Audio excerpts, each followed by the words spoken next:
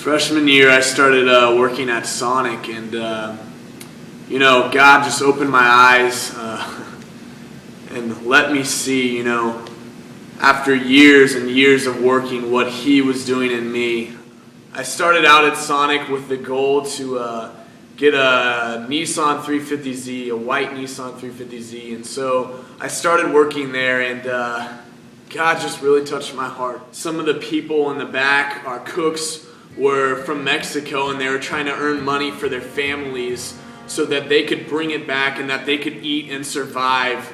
And there was a girl there who was 16 years old and pregnant, and she was trying to earn money so that she could pay for her baby.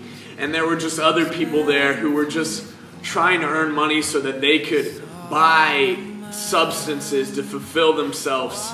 Literally, they'd just be working that night so that they could buy more alcohol for the night. And so my heart was broken, because here I was, knowing what I knew, but yet very vaguely showing my relationship with my King. And so in Kings, Solomon asked God, First Kings, he asked him for wisdom, and God gave him wisdom, but He also gave him all the riches of the world. He goes on to say in Ecclesiastes that all the things he's received as far as the world would hold such esteem to was nothing. And he said it was like the wind that circled the earth, and it was tiresome that it kept going about. The wind would go to and fro from the earth, and it was so tiresome. And yet he felt when he was chasing all these pleasures of the world, it was like the wind just circling around. Here I was, and God was calling me to go over the sun, to get over the sun where He was, where life is given, says the Word. And here I was, and I had no clue how to get there. So I started babysitting this one kid, and it was awesome. He loved to play video games, but really I would try and get him to go and move beyond what he knew and try new stuff. At first I would ask him, and he'd say, "No, I don't want to go. I just want to do what I've always done. I just want to play video games. I just want to sit here." But then once finally I prompted him to go, he'd have the best time in his life. I encouraged him. We were going to go longboarding, and there was this huge hill, and walking up, and there was this little dog, and it was barking. It was just like a little dog, just like, "Arr, arr, arr." So I was like, "Come on, Eugene, let's go up here." And he's terrified of dogs. I mean, this thing was so tiny, and I was right there beside him.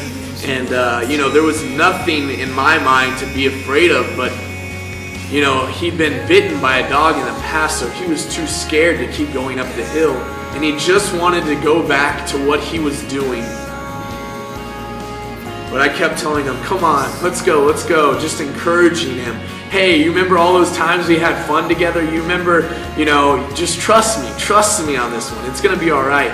But he just didn't want to go. He sat down on the longboard, and I was behind him, and he was in front, and he was scared to go down the hill.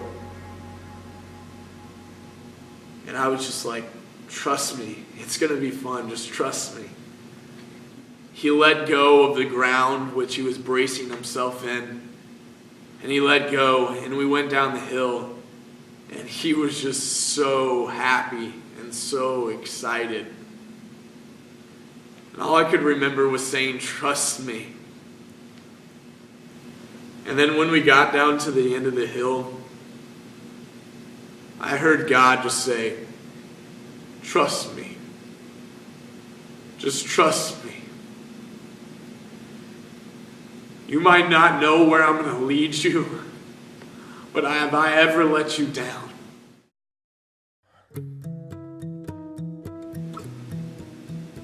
And what I saw in this kid was me. And what I saw was, all I knew was this: but God was calling me to something over the sun. God didn't die for me so that I could die and go to heaven. God died for me so that I might experience heaven right now.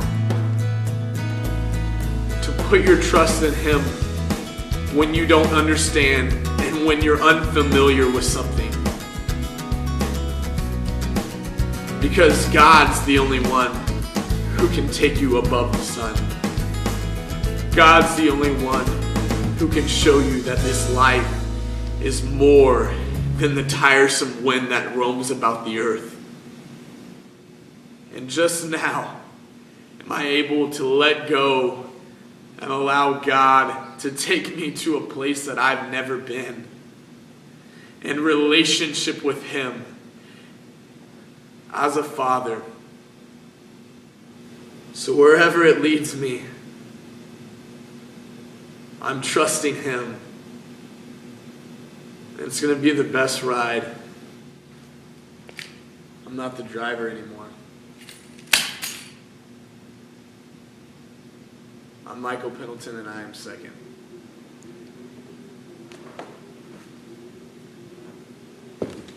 Michael Pendleton. Jesus, take the wheel.